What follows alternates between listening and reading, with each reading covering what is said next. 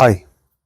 ഏതാണ്ട് 2026 നമ്മുടെ രാജ്യത്ത് പ്രാവർത്തികമാകാൻ പോകുന്ന ഒരു ഓൾ ഇലക്ട്രിക് എയർ ടാക്സി സർവീസിനെ കുറിച്ചാണ് പറയുന്നത്.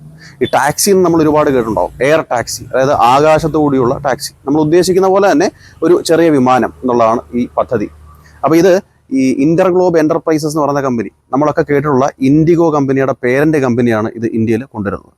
അപ്പോൾ ആദ്യപടി എന്നുള്ള നിലയ്ക്ക് ന്യൂഡൽഹിയിലെ കൊണോട്ട് പ്ലേസ് മുതൽ ഈ ഹരിയാനയിലെ ഗുരുഗ്രാം വരെ ആയിരിക്കും ട്രാവൽ ഉണ്ടായിരിക്കും. ഇത് 7 മിനിറ്റിനകം പൂർത്തിയാക്കാൻ കഴിയും എന്നൊക്കെയാണ് പറയുന്നത്. സാധാരണക്കാരായിട്ടുള്ള ആൾക്കാർക്കും അഫോർഡ് ചെയ്യാൻ സാധിക്കുന്ന രീതിയിലുള്ളൊരു എയർ ടാക്സി സർവീസ് ആയിരിക്കും എന്ന് പറയുന്നുണ്ട്.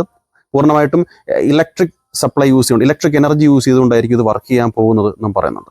അപ്പോൾ ഈ പറഞ്ഞ ഈ ഇന്റർഗ്ലോബ് എന്റർപ്രൈസസ് തന്നെയല്ല ഇത് ചെയ്യുന്നത്. ഇന്റർഗ്ലോബ് എന്റർപ്രൈസസിനോടൊപ്പം ആർച്ചർ ഏവിയേഷൻ എന്ന് പറയുന്ന US ബേസ്ഡ് ആയിട്ടുള്ളൊരു കമ്പനിയുണ്ട്.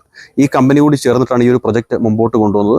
അപ്പോൾ ഇതിന് വേണ്ടുന്ന ഏതാണ്ട് 200ഓളം എയർക്രാഫ്റ്റുകൾ ഈ നമ്മൾ ഈ പറഞ്ഞ ആർച്ചർ ഏവിയേഷൻ ആയിരിക്കും ഈ ഇന്റർഗ്ലോബ് എന്റർപ്രൈസസിന് പ്രൊവൈഡ് ചെയ്യുന്നത് എന്നും പറയുന്നുണ്ട്.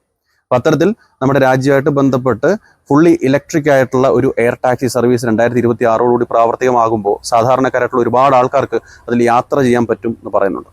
എന്തായാലും തുടക്കം എന്നുള്ള നിലയ്ക്ക് വളരെ വേഗത്തിൽ തന്നെ എയർ ഡിസ്റ്റൻസ് കവർ ചെയ്ത് ഈ ഒരു പ്രദേശങ്ങൾ തമ്മിലുള്ള ട്രാഫിക്കിന്റെ പ്രശ്നങ്ങളൊക്കെ കുറച്ചുകൊണ്ട് ഈ ആൾക്കാരുടെ ദൈനംദിന ജീവിതവുമായിട്ട് ബന്ധപ്പെട്ട് വേഗത വർദ്ധിപ്പിക്കാൻ സാധിക്കും എന്നൊക്കെ പറയുന്നു.